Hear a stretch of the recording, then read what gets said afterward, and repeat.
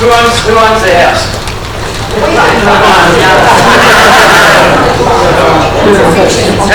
How do they? Who's got this on the title?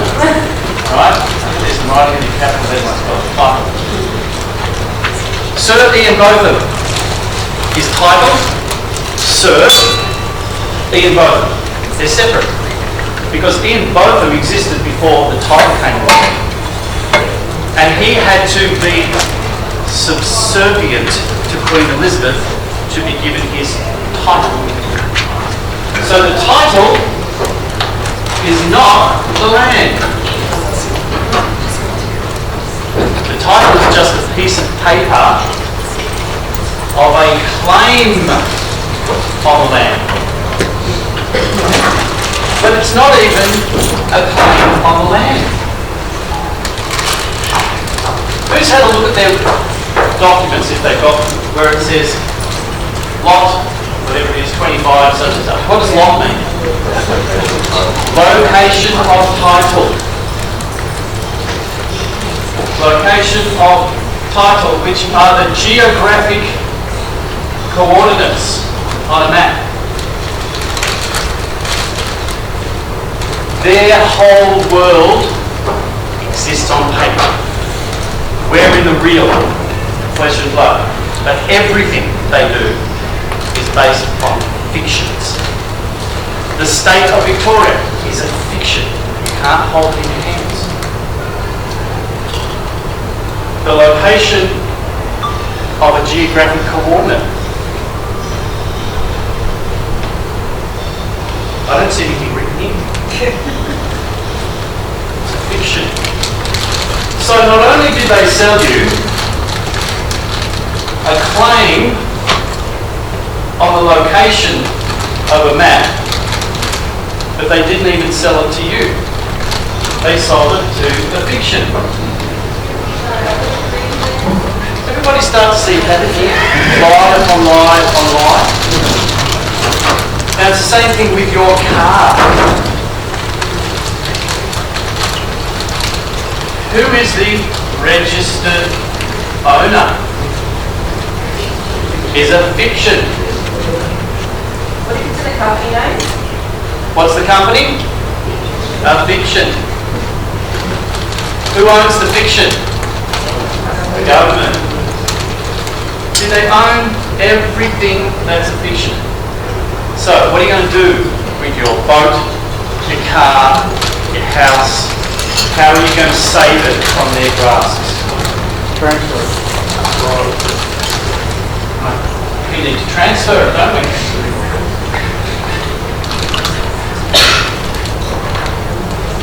We need to get very simple. There's two simple documents. We've got the templates for these. A bill of sale and a transfer of time. The bill of sale, the beneficiary who acts as an executive for the fiction sells the house, boat, car, whatever to the living man, the living woman for $1 silver. Bill of sale. That's what happens in their system. Haven't you seen the silver dollar? Alright.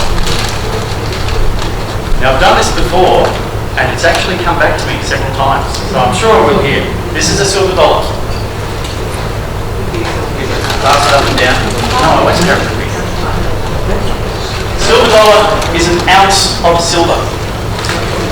When I purchased them, they were worth about $20 each. They're now worth about $42 each.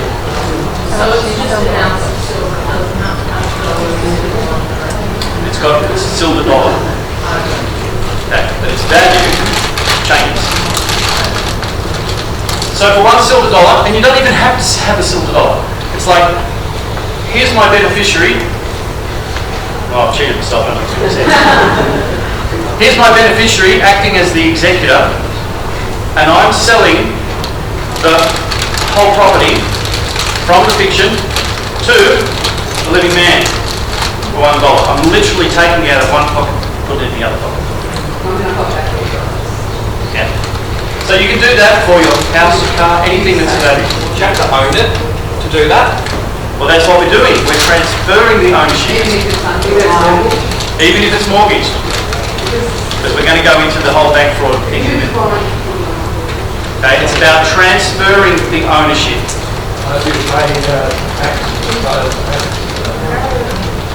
Lending man doesn't pay tax. Tax is optional. So what's the sales? Even if there were a sales tax, it's going to be a whole sales tax on $42. Because it's a percentage of the sale price, isn't it? Who determines what the sale price is? $1 silver dollar. So if it's 10%, that's $4.2. Okay? I don't pay tax. Seriously, if anyone pays tax, you need your head ready. Okay. So then you need a transfer of title document, which acknowledges the bill of sale. It's one page. I've got a template, you just got to put the detail in. Yes. If it's your car, you send it to Big Roads as a courtesy, and you're telling them what you had as a vehicle is now being transferred from the public into private, and it's no longer a vehicle. You also take the plates off, you photocopy them, and you send a copy of the photocopy back saying that the plates are being held pursuant to an investigation of fraud as evidence. Yeah. And what happens when you do that? They don't like it. No, I get that. My housemate took these plates off. Absolutely. And we can go into what happens and how you deal with it, because the police won't know what's going on, and that's where your affidavit comes in, because now they're going to be trapped into all the fees that are associated with the fact that they've stopped you travelling in the private. That's $50,000 to start with. Okay, it's all about contract. Yeah, this is about not fighting their system, use their system against them. So the transfer of title document. All right. Anything else on houses and cars that... Do you register it on the website? PPSR? Yes. If you're going to put your car into PPSR, and you can do it, do not register it as a motor vehicle. Register it as private property. What's PPSR? Securities register. Private properties securities register. It's a government-run one. But you can register it with the People's Court. As long as it's got a court of record somewhere, that's fine. Can you put a lien on your name? A lien on your name. Legal or loan? A lien on your name. Oh, you mean the fiction name? No, what you want to do is you want to claim copyright of it. That's what we do in the affidavit. Claim copyright of that name, because they've done it fraudulently. So we put a copyright claim on the name, and any time anyone uses that name without our permission, it's $50,000. Yep. You send it back an invoice for breach of copyright. That's fine. Yep. Now, the affidavit, you can copyright your name, you can copyright your image, you can copyright your voice. All of those things are copyrighted, your DNA, anything like that. So when the cops said, oh, we're going to fingerprint you now, I said, oh, are you? They said, are you refusing? I said, no, I'm not refusing. My performance fee is $250,000 per print. That's a performance fee. What do they say? They said, what? I said, well, that's my condition of the contract. You can take my fingerprints for $250,000. And this has been recorded, so I've got a copy of this. He says, yes. Wow. No. No, because they took 14 prints. So it's 250,000 times 14. Wow. And he agreed to it on camera. So you got to pay in advance? Sorry? You asked me to pay in advance. You can. You can. Then you're going to be sitting there at the police station for a long time waiting for money. Well, if they got you under arrest, then they may hold you. So we're just holding you while we gather the money. Going back to the mortgage, could you just access it from the trust and you pay it out? No. No. Hang on. You've got a property in a trust. No, from your personal trust, your trust account. Can't you just pay your loan? Yeah, you could do that. You could send an invoice to the bank saying the whole lot's paid out of the trust account. You can do that. Has anyone done? Yeah. Because I think it's more fun to hold bank capital for fraud and to get them to repay every single cent that they've taken from you times 4 and then a penalty amount, and in the finish they're going to settle out the book for you for a large amount of money. See, there's lots of different ways you want to do it. Do you want to have fun? Or do you want to just get it over with? Big amounts of money, you've got to have fun. The piddly stuff, you still got to have fun. Trust accounts. Now, this is what we say to do. A lot of people have got trust accounts set up already, but they're government trust accounts, like family trusts and things like that. You want to get them into a private trust. Because once you set up a private trust, you can have the document in your hand in the court, and you say, I have an expressed private trust, this matter must be held under that, you're not allowed to impose any other trust, which is what we're trying to do. And you don't have to show it to them, because it's private. Yeah, it's fun ways to do this. Now, the thing about your private trust is you can put everything in there. You can put the inheritance to the goldfish, you can put, whatever you want can go in there. And this is what we're working on as well. The government can't touch this. We're going to set up, or we have set up, for the People's Court,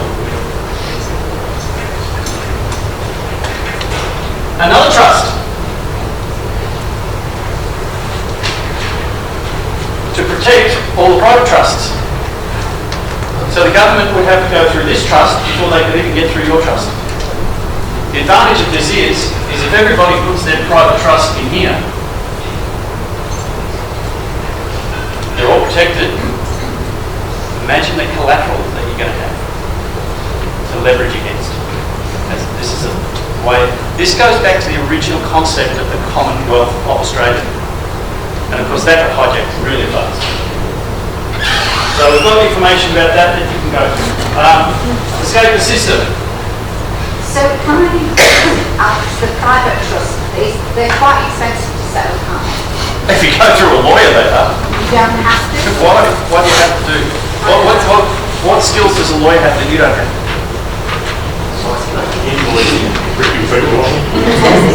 We've got templates of trust documents. You and I could set up a trust document right here and now, and we would write it down, and that would be our agreed trust. Okay. That's how simple it is. So all the other things that are saying it's $3,500 to set up for Well, they've got to pay for their kids' college fees. but these are not like different organisations that's supposedly private. Guarantee you, if it's being set up by a lawyer, it's not a private trust, because the government's going to have their hands in it, so because it's all about the bar. Does everyone know what the bar is?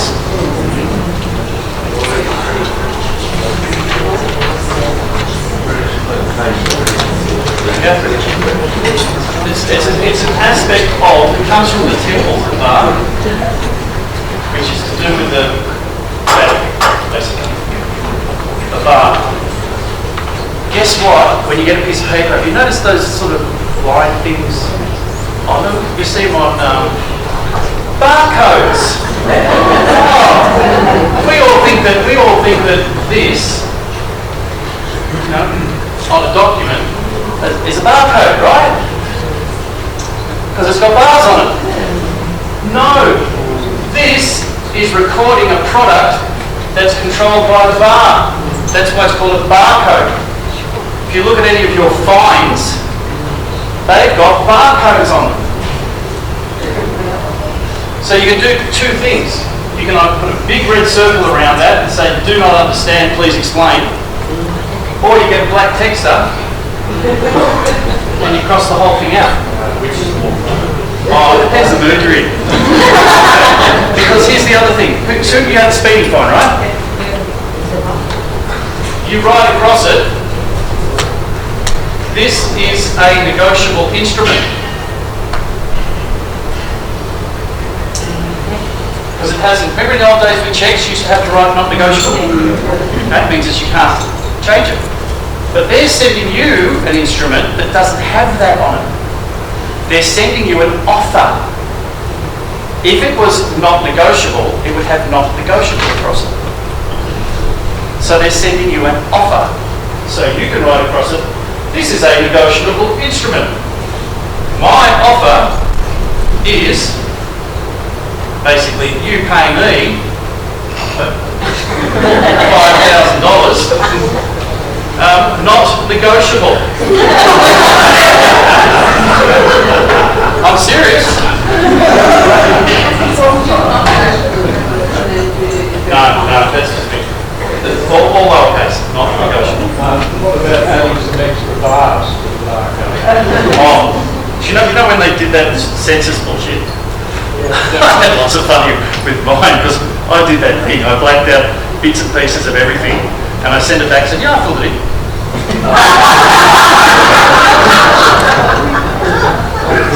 See, because then they say, oh, you didn't fill it in, there's a fine for not filling it in. No, I filled it in. As if I was a 3-year-old. So there's lots of functions you can have with barcodes. Yeah. Right, escape the system. How do you escape the system? The affidavit is your cornerstone. There's 3 things you're going to need. There's the affidavit, there's the lead process,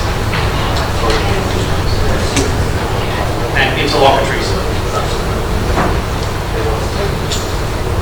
Okay? This is the 3 pillars on which we found everything we do. Your affidavit is your defense and it's your back. Because everything in here, there's a fee for anything that they do to you. Remember I said affidavit unchallenged becomes the law between you and the parties? It's the strongest thing in their system, so we have our affidavit and we serve it in their system. The lien process is the way that we get accountability, because the affidavit schedules of fees supports the lien process. Okay.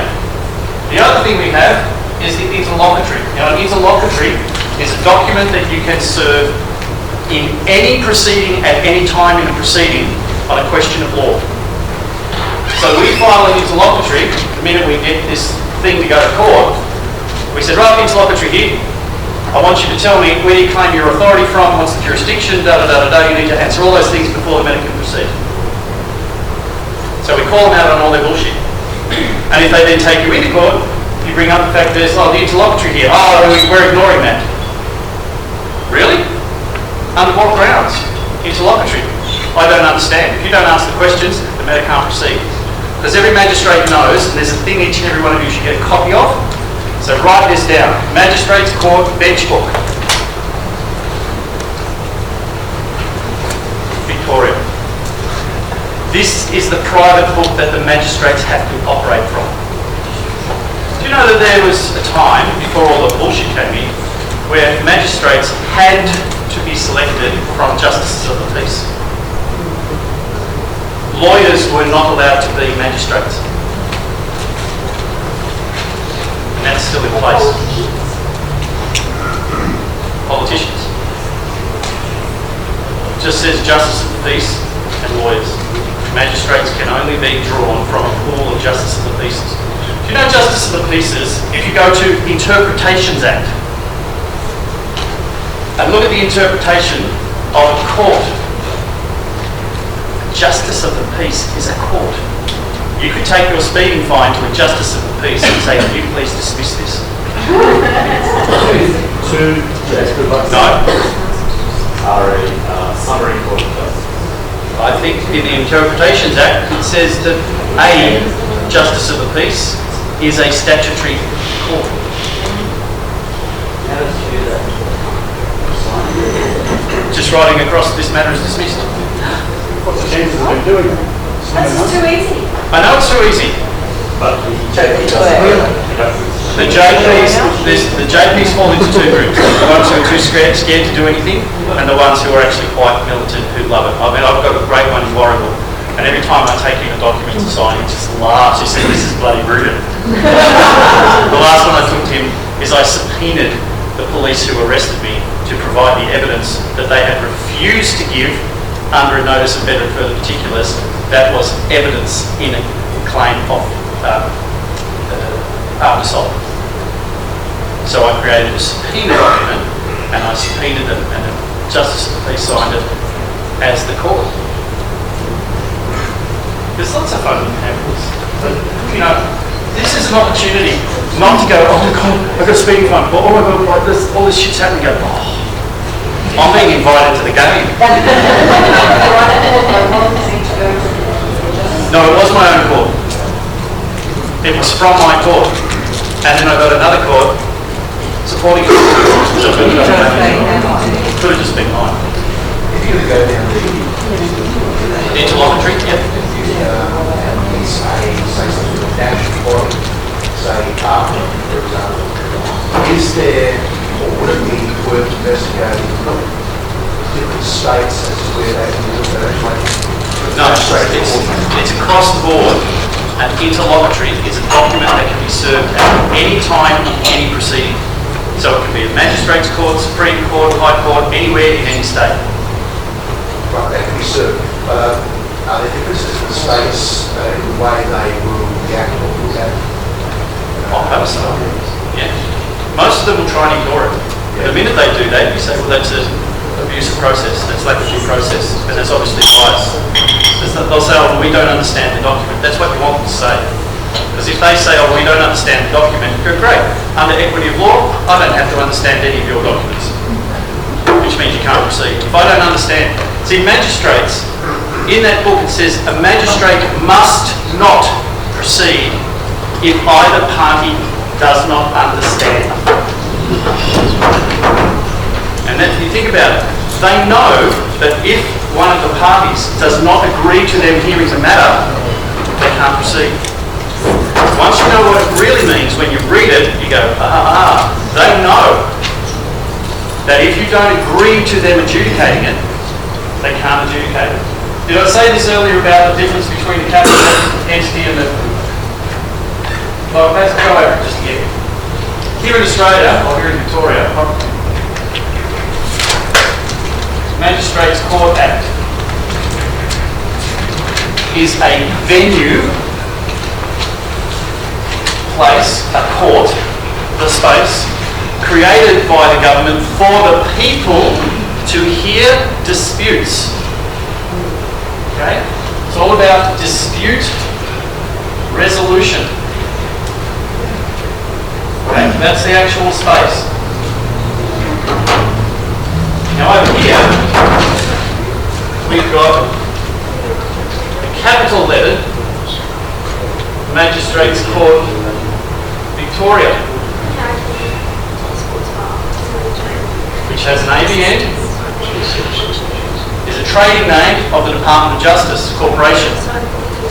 This is a for-profit business. Okay? A for-profit business. The Magistrates Court Act creates the space. Nowhere in any legislation, anywhere, is this entity given any authority to do anything.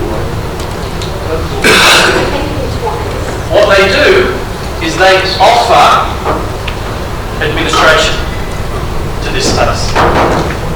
And they mainly offer it on behalf of, yes sir, the Victorian Police. Because if I can take a matter to the court, I could sue Anita. And I can say, I'm filing it in the court. Magistrates Court Corporation has nothing to do with it because it's been filed in this court under a civil claim. So there's a big deception going on here because people think that this entity is this entity. It's not. So this entity that's setting circular. Thank you for your offer to adjudicate my matter. It is respectfully declined. However, if the court pleases, I'm happy for the matter to be heard before a jury of 12 of my peers, as per my affidavit. Understand the frauds and the lies, and then you start to know how to deal with it. Mortgages. Mortgages. When you went to get the loan, there's a whole list of things that they did which they didn't tell you about, including making the loan to your fiction, because they want the money out of the trust account. Then they get you to pay back, it's called double dipping. It's all fraudulent. So what you do, Here's how you do it. If you've got, doesn't matter if you've paid out the mortgage or you've just got one or whatever, you send a notice of request for better and further particulars and full disclosure concerning the mortgage. You list the mortgage as the bank lists it in the name of your living woman or living man, which is per your affidavit. Alright, you see where we're going with this? This is all recorded, so I'm going to put that through because I want to make sure I get it. Your notice of better and further particulars is asking for all the details of the mortgage as they relate to the living man or living woman as you got written in your affidavit. This is why your affidavit becomes so important. The bank now has two choices. One, they say, we don't have any documents relating to that mortgage in the name of the living man. Or two, they send you the documents which are in the name of the fiction. Either way, you've just trapped them into fraud. Then you send a letter back saying, response. There seems to be some confusion here because I thought the mortgage was being set up by me, the living man. And it seems that you've established a document for a fiction that was created by the state. That raises the issue of fraud, and now we're off and running. Yep. What about that you sign? What did they sign? Any document you sign where there is not full disclosure is invalid, it's voided. Now some people say, oh, but that was 20 years ago. The statute of limitations has expired. No, not with fraud. The statute of limitations starts from when the fraud is discovered. So think about all the money that you've put into houses, etc. And here's the thing, the bank will try to push it as far as they can to get you back down. And then before the matter gets heard in the court, I'll settle out of court. Yeah. Because for them, it's paper money anyway. They write off millions and millions and millions every day. So they're just going to try and push it to the envelope to see if you can back down. And then when they don't, let's say you're asking for, let's say your mortgage was $1 million. Right. You're going to be asking for $5 million. 4 times the thing plus a little bit extra. You're going to ask for $5 million. The chances are they're probably going to sell it for 3. They'll pay you $3 million. And you've got to sign a notice of, what's it called? Non-disclosure. So if it was Nick's house, Nick's got to sign a notice of non-disclosure. Okay? But if I'm working with Nick as his attorney, in fact, did I sign a notice of non-disclosure? So I can tell everybody exactly what we did and how we did it. And Nick says, I didn't break the contract. Would that work with after you sold the house? Yes. Because I think most people would be scared that if they do something wrong, the bank will call in the mortgage. And then you... Look, they're criminals. They've got to think mafia here. You can't expect to go to the head of the mafia and say, listen, 5 of your henchmen have all been cheating me out of money. Can you do something about it? He says, I will. I'll do something about it. Gives him a pat on the back. Good job. Well done. All right, what have we just done? Superannuation. Same principles. Superannuation. LIC, move on the mortgage one. Any complication when it's in the company name and then getting the living man behind it? Well, it's in the company name. Company's fiction. Fiction's done a deal with a fiction. So you can't do contracts But you're still got to between a direct fiction. it. You can't do contracts between a fiction and a living man or woman. You can't do a contract between a living man or woman and a fiction. You can only do fiction to fiction or living being to living being.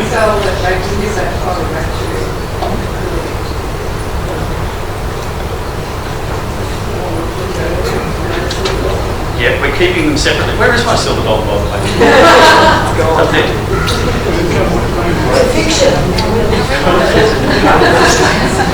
What's it? Company. It's still run by a living being. No, it's not run by, the company's not run by a living being. Well, it's the company, the living being behind it. So the director is the company name. The same. No, this is relevant. Let me just clear this up first, because a lot of people have been saying that they're getting this thing about the director's ID. Right? We created a document about this. The document says, I as the living man sometimes act as the director. However, at any time, I would resign as director and the position of director still stays there and somebody else takes it on. Okay, so we've written up a document that says the director can have an ID, but it's not in any way attached to the living man or woman. Okay, that separation is really important. Has anyone actually done this? Like, it's all right to talk about it, but is it actually Yeah, we've sent documents off the director's ID, the bank staff work with Brian, just Australia. Oh yeah, we know people who've paid out in close case. What would time frame be to do that? How much fun do you want to have?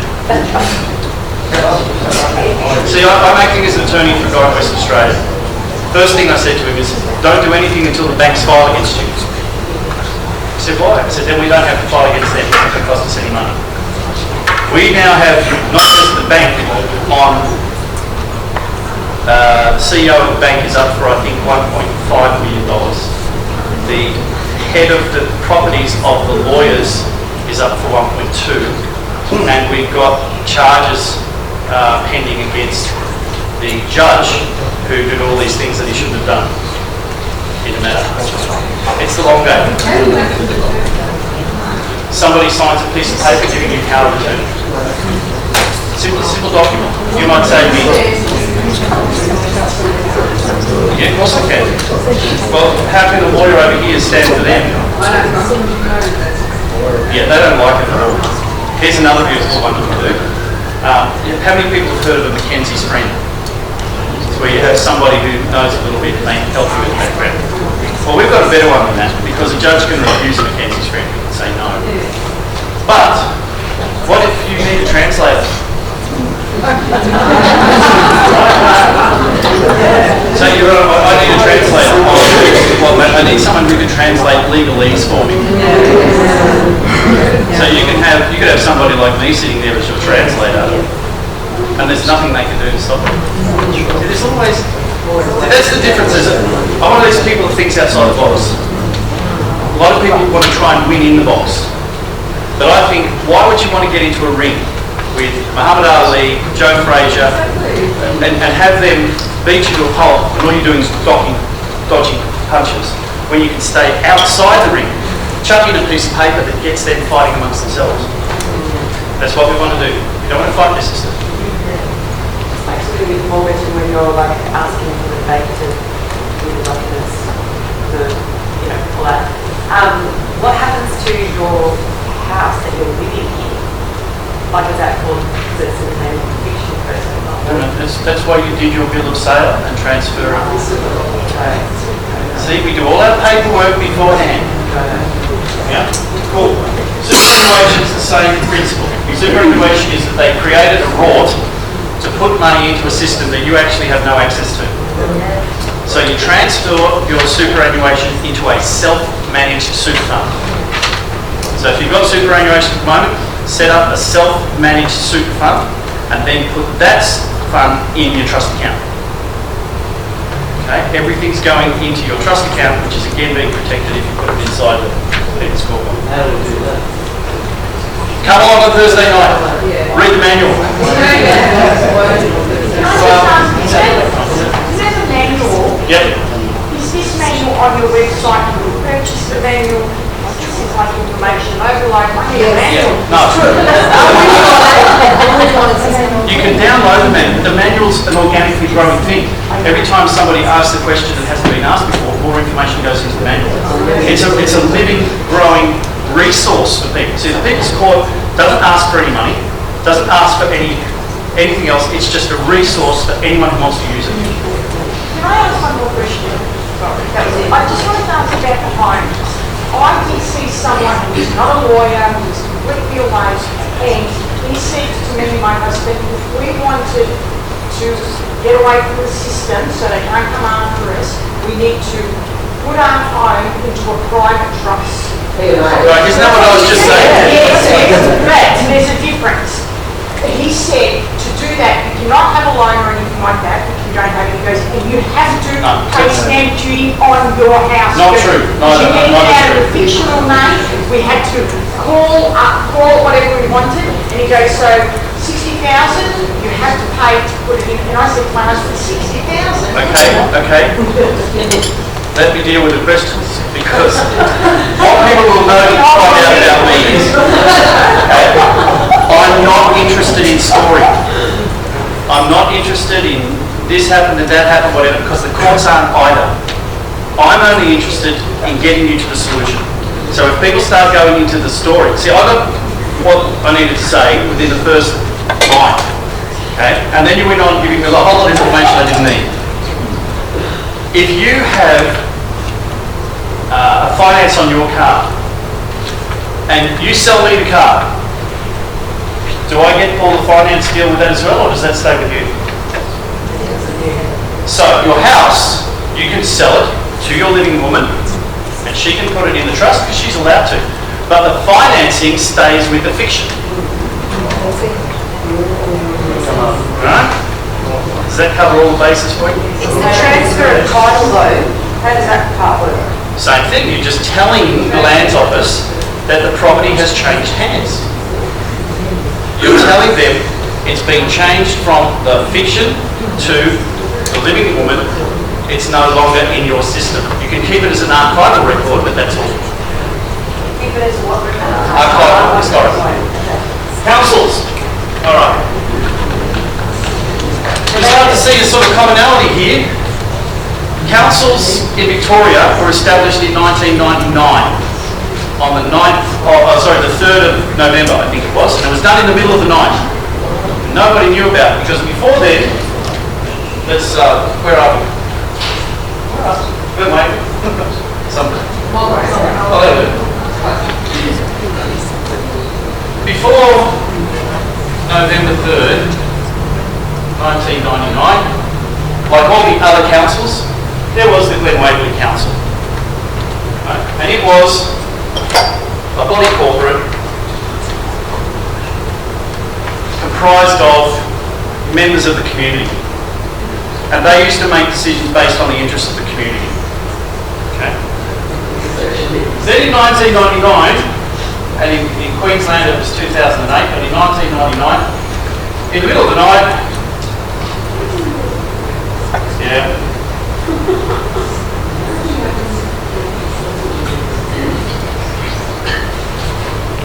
that happened. The Glen Waverley Council was registered, which has an ABN number and is owned by eventually like the Victorian government. See the deception? Back then, rates was just a simple couple of $100 so that they could pay for the rubbish collection and just roads and all of that. Suddenly, your rates became related to the indexed value of the property. It wasn't a service based. It wasn't based on the service they provided. It became about a money-making feature. Well, the UN's had their grubby hands all over this land for a long time, going back to 73. So how do we deal with this organisation? Notice of conditional acceptance. Quite simply, show me that you have a bill of sale from the First Nations people to give you permission to operate a business on their land. Happy to consider it if you can do that. See, they're all saying we acknowledge the traditional owners of the land. Well, if you acknowledge the traditional owners, that means for you to operate on their land, you either have to have a contract with them or have bought the land from them. And if you haven't, then all you're doing is making an offer of contract. Okay, so anything the council gives you, You can say, thank you for your offer, but I decline it. But here's the next step.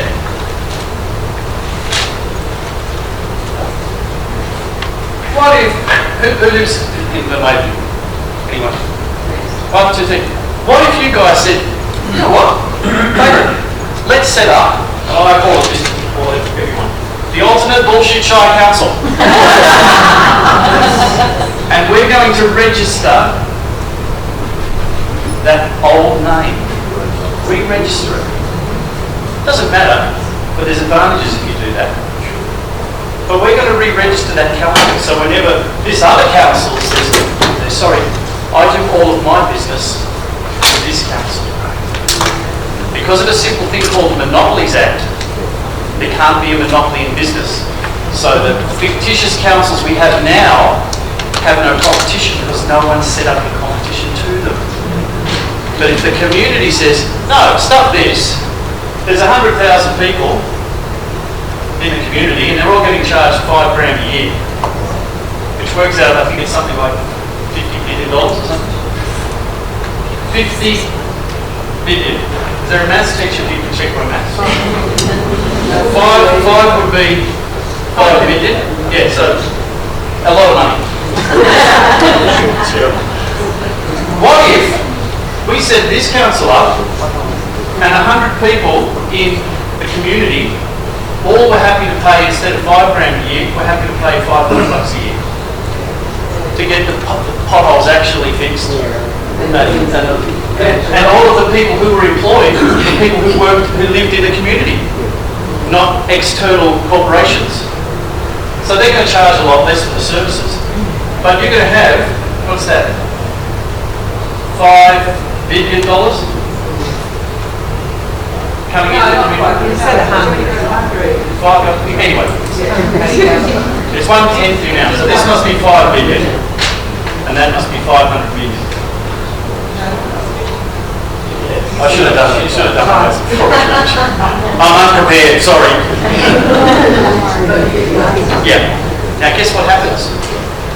If all of those community members say, stuff this, I want a decentralised government.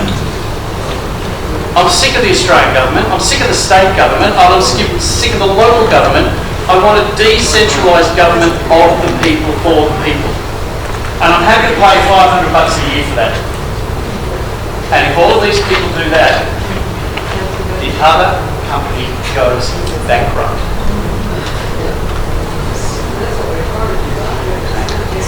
Now, Nick's been doing some fantastic work setting up some stuff with our First Nations people. And we're going down the line that this concept, with the backing of the First Nations people, is not going to be able to be stopped. But it's about awakening people's minds. So if you've got friends who go, oh, it's a load of bullshit, and say, well, would you rather pay $5 grand a year in your rates, and that's going to go up, or would you rather pay $500 and actually get the potholes fixed? So you've got to think outside the box. Each and every one of us is a player in this game. I want to see that happen to local councils. I would imagine that what the council is trying to do is to try and take claim of your property because you haven't been paying your taxes, or they will continue to increase rate. Well, that's what they're trying to do, but they're doing it unlawfully because no one challenges them, and they don't challenge them the right way. Because this matter, if it's got the backing of you've asked for a document for a bill of sale from a First Nations people, then it now has to go to the High Court to determine who actually has control over land. They're only offering administration. So can you be paying your rates and then just decide to stop and then you turn around and say, I am now asking these questions for the same now? Look, you don't have to do that. You can if you want. You could also see the rates notice as a negotiable instrument and send it back saying, so if no, instead of me paying you $5 grand a year, you can pay me $5 grand, not negotiable. See, there's lots of different ways that you can play this game depending on what you want to do. What I say is, have fun playing the game. What I'm saying is, if I've been paying some rates, does that then be? No, because you just say, I believe that the contract is fraudulent because it's in the name of the fiction. See, it all comes back to the fraud. The creation of the birth certificate is not fraudulent. The fraud comes in when they join you to that and don't tell you. That's where it comes back. Everything you come back, you throw it back at them and say, I believe there's a fraud going on here. They're going to go, uh-oh, we've been sprung. We'll try and bully you with more threats and more stuff. Just keep bringing it back to the fraud. All right, I think we've covered traffic fines, haven't we? Same sort of thing? Can I ask one more relating with property? If you want to build on your property and like Building permits. Hey? Building permits? We're talking building permits. All right, what would happen if you had a letter from the First Nations elders on your land giving you permission to build the structure that you want to build because they believe that it's in keeping with the property? Who's the council going to have to challenge? The greatest thing that we can do for the First Nations people is stand beside them and stand up for their rights. 200 years they've been telling us we've been invaded.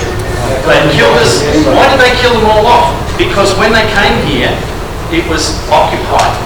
If they killed them all off, there's no one to make a claim of the land. That's why they've been poisoning with the injections and that sort of stuff. Well, I was that up to me. Alright, getting through these. Orders to vacate, same thing. You use notices of conditional acceptance for them to prove that they have the authority that they're proving.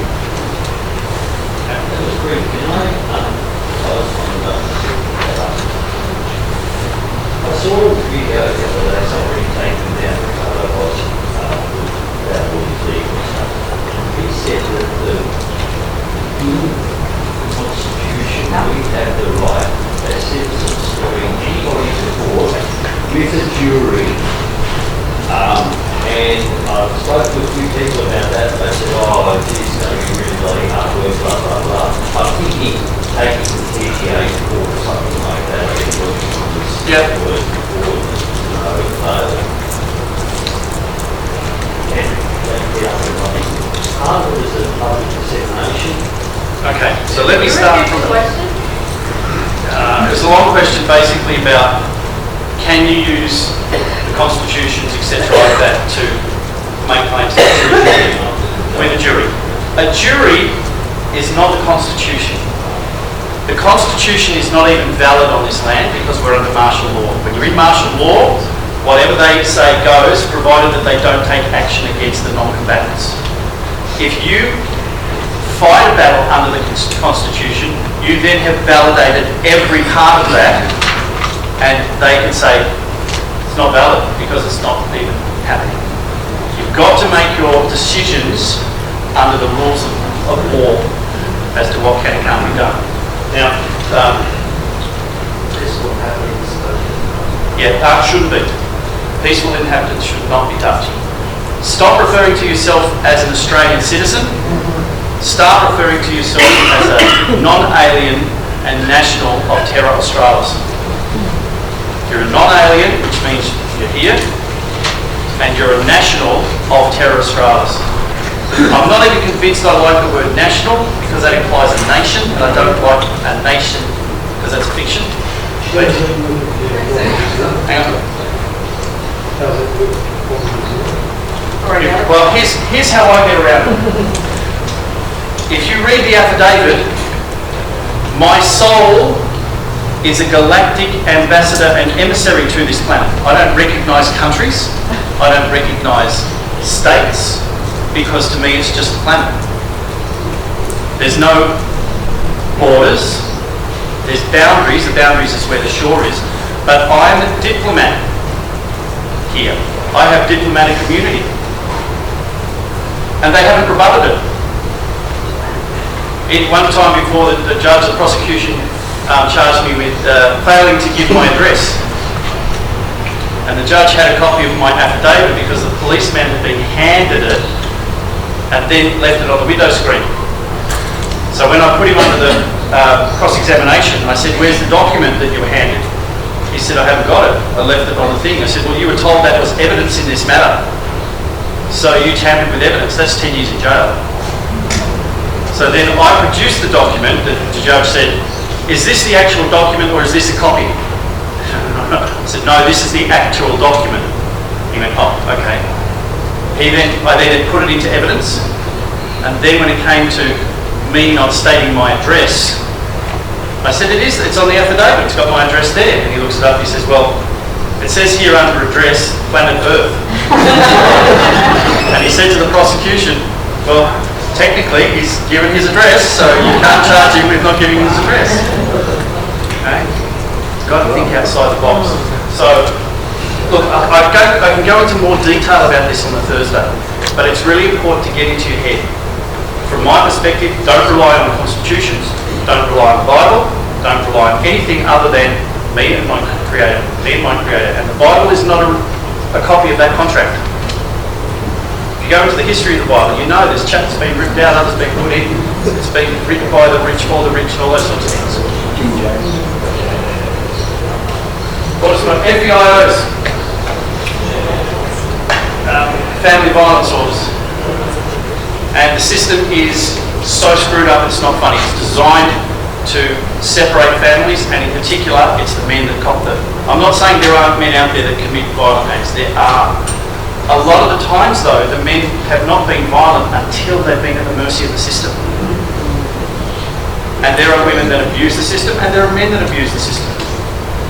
But you have to be, if anyone's got an issue with that, come and see me privately, so I can walk you through the best way to deal with it. And again, it's with paperwork, and then going in the way that you talk to judges and magistrates is really important. Especially when there's kids involved. If there's no kids involved, to be honest, get rid of the partner. Because in the long run, you're going to be better off giving them what they want and let it be somebody else's problem. Which they will be. We've pretty much covered the second deed trusts, haven't we? Yeah, I think so, because I'm just mindful of the time. You covered tax. Tax? You don't pay it. I mean, you can if you want to. But all you're doing is paying money into the trust account in the state you've created. Yeah, but if we're working for a company. Okay, here we go. What do? You go to your employers and you say, I want to renegotiate the terms of my engagement with you. I no longer want to be employed. I want you to utilise my services in exchange for subsistence. Okay, that word again, subsistence. Now let's say that the company's paying you $1,000 a week. On top of that, there's superannuation and holiday leave, and let's say it works out $1,200. You get about $700 a week. Okay, and the rest of it goes to the government. 500 goes to the government, whether it's tax department or superannuation. People think superannuation is their money. Okay, the minute, because this is under income. This is another one of those words that they've created. It's a misnomer. The minute you say to your bosses, I want to be paid subsistence, which is what you need to survive. Now you might want more because you like the lot on your pizza rather than just a margarita. Subsistence can't be taxed. Can't be taxed. So you might say to your employer, I'm happy to receive $1,100 a week in subsistence, thereby saving you $100. And I want to be paid in cash. And it's got nothing to do with the government. This is a contract between you, the boss, and me, living man to living man, living man to living woman. Subsistence. So that sounds really good in theory, but if I go to my company and they're all like, you know, the system and they've got their accounting, payroll and all these things, they're going to go, we can't do that. No, you quite simply say, so what you're telling me is you won't do that, not that you can't do that, because this would just be a simple handwritten agreement. What you're telling me is you won't do that. And if you won't do that, I'm going to be forced to have to raise the issue that the whole contract is a fraud. Can't they just hire us? And if they're going to fine you for raising the fact that you called them on a fraud, man, you can sue it for all sorts of money after that. It's going to work, it's more likely to work with small business. It's more likely to work with small businesses than big corporations, because small businesses are being screwed left, right and centre. So they're going to jump at an opportunity like this. A big corporation, they're going to do, we're not going to do that. Okay, fine, I'll take you to court for fraud. They can't take you to court because you filed a claim for fraud against them. They can't sack you for that. There's rules that they have to follow to sack you. The rules ended when COVID started. Well, that's a whole other question. I've got a question on this fraud issue. If we follow that concept in principle, what actually happens with people that lost their positions in health industry before COVID vaccination? I'm all over it. I took 3 cases to the Fair Work Commission and I said to them, we are not going to go here to win it, we're going to expose the fraud. We have since done that. We've exposed the fact that the corporations did not provide risk assessments as is their responsibility. They abrogated their responsibility to the government. Therefore, they're in breach of WorkSafe regulations as well, and they've committed fraud with it. We got the company to admit that the contract was fraudulent, the employment contract. And the way they did that was we put it to them that it was fraudulent and they didn't rebut it. So these are works in motion. One girl's got a claim of 7.5 million going because we set it up, we gave them 3 options and they negated all of them, and the third one was the only one that was left. So we've got the paperwork to assist you on all of these things. Last one, the voice. Yeah. So if the workforce agrees and they do that, does the company that does that, the small business, can they still claim that $1,100 tax deduction? No. It's off their system. It's got nothing to do with the government system. They might pay you out of the till. It's off the books, but it's legitimate. We've been told, oh, you can't do that because it's illegal. But it's not unlawful. There's a difference between legal and lawful. It's not unlawful for a business to do that. I'm just looking at whether it would be beneficial for the business to do that, to agree to that, because if they can't claim a tax deduction. But they can't get deductions anyway nowadays. They're so screwed. They're tightening to such an extent. Businesses can't even survive because they don't want small business to survive. They want to kill off small business so that all the corporations run everything. Payroll is a deduction from revenue. And then the balance is taxed at the current tax rate. So if they're paying more for books, they've got to bring revenue in to pay that. So then you lose, the way that they are, be losing 1,100 ability to reduce their taxable revenue. You're saying not to pay tax at all anyway, aren't you? That's right. But the company still going to need to. That's what you're saying not to. The company can still declare they're paying. Yeah. They have deductions. They can just. Still a deduction. It's a deduction as subsistence. They can just say they're expensive. Yeah, still expense. Yeah. Alex, will this apply for self-employed as well and self-contractor? The same concept? I can't see any reason why it shouldn't. Self-contractor not paying the trust. Yeah. They're not paying. So it's not going on here. I can apply the same. You don't even have to register. If you're self-employed, you don't have to even register a business name. ATSEC will tell you that. You don't have to carry on a business if you're operating it under your own name. Because they know from what I know. So what if I registered in the past and I don't pay anymore? So that's just another system anymore? Okay. I transferred my corporation. I've got a corporation because I used to run it, everything through my business, through a proprietary limited company from 1990. Okay. So I haven't paid tax since 1990. And I used to say at the time, I can't understand why people don't set themselves up as a business, because you're paying so much less in tax now. Yeah. The other thing I did was, I went and registered my full name, fiction name, as a business, and cancelled it straight away, because they weren't giving me full disclosure. But I have a document from the council, from the government, from ASIC, that says that the fiction name is a business.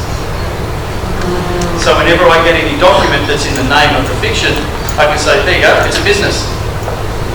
How can a business speed? See, it's all about the play with words. It's a game with words. That's when, when we start to get the hang of this, this is fun. Because then you throw stuff back, and most of the people who are answering your questions do not have the level of knowledge, and they will say things like Vic Roads, we do not recognise you, so we can only register a vehicle to a corporation or an individual, and we do not recognise you as an individual. They put that in writing. I went in there and said, I'm here to pay my registration. And they worked it out. I said, no, you've just transferred that into the name of a fiction. I said, no, that's in your name. I said, no, look at the paperwork. It's all lowercase and it's written this way. Oh, that's what the machine does, the computer does that. I said, you say, no, it does that because it's been programmed to create fraud. I said, anyway, I only want to pay the registration, I don't want to pay the insurance. She said, you can't do that. I said, of course I can, they're two separate entities. I'm going to leave the car in the garage for 12 months while I go overseas. But I don't want to have to go through re-registering again, but it doesn't need insurance because it won't be on the road. Oh, we can't do that. So I'm offering to pay registration, you're refusing to take it, then I can't be charged with driving an unregistered vehicle because I've made an offer of payment. The other thing a lot of people don't know is, with your mortgage, you could say to the bank, I'm going through tough times at the moment, I'm impecunious. This is a great word for you folks if you don't know it. Impecunious means I'm not financially in a position to be able to give you any money. However, I will commit to giving you $5 a month towards the mortgage until such time as my circumstances improve or this matter is settled. What's the bank going to do? The bank's going to say no? What else might the bank do? Okay. Here's the thing. If they say no, say, can you put that in writing for me, please, that you've refused my offer of payment? Because if they refuse an offer of payment, the whole debt is wiped. The whole debt. So if you've taken $1 million mortgage out, suddenly you go, whoa, I'm suddenly impecunious, I can afford to pay you $5 a month until my circumstances improve or the matter is settled. If they refuse to take your $5, they have wiped the whole debt. That goes for anything, anywhere. Student loans, everything. Student loans, I remember those when I was at uni. It was free. It was all free when I was at uni, that's how I am. And then they introduced this HECS debt. And I went, I don't like this. This doesn't seem fair to me. If you muck around and you fail the course, then you pay for it. Fair enough. But education should be free. I have not paid my HECS debt and I've got about 6 pieces of paper. God knows You're what running your company at about $20,000. I now have an income. Well, set yourself up as a company. I've got a company, that's my other business, but I'm also an employee of the company. Well, you need to subcontract yourself out to that other company through your business. I'm not going to go for it. I don't know too many companies who've said no. Does your company employ other companies to do stuff?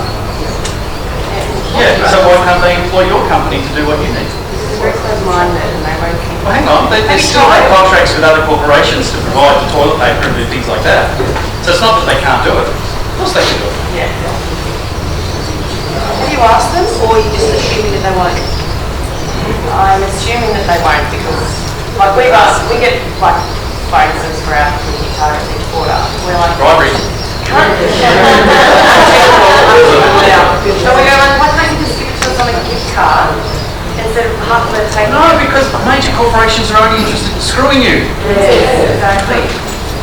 go to them and you say, here's my offer from my company to your company, I'm going to save you $100. I'm just going to invoice you for the $1,100 a week. You don't have to pay superannuation, you don't have to pay any of that, it's just a straightforward service fee from my company. That's what I used to do. That's why I never made any money, because I never had an income. And I was making a lot of money. All right, the last thing we're going to have a look at is the voice. I find it so interesting that the media is now coming out saying, oh, support for the voice has dropped now down to something. And you know that that's beaten up anyway. The figures that I've got is that there's probably not even 20% of people who are in favour of the voice. But they're going to push it through anyway. They're going to lie through it. And Nick and his associates are working on a referendum, a proper referendum of people, which will possibly cover these things. I can't give you cold lunch all the information. It'll take you hours and hours and hours and hours. That's what the Thursday night's for. The Zoom calls on Thursday nights and get into the manual, which has all the questions that you've asked and then some, are all in the manual with all the answers and the directions to the paperwork that you need. Then you can just ask us a simple question and we'll go, yep, thank you for this. Thank you so much for coming today. I hope you've learned a lot from today. I hope you go away with more questions than we came with. And know that you've got an avenue through the People's Court of terraaustralis.org and the manual and Zoom calls to get more information, to get more templates and to become a power in your own communities. Now, I would love it if 12 months from now that there's all of you doing what I'm doing for you, the members of your community, even if it's only at the level that you understand speaking fonts. That's when you really become empowered, when you pass on the information.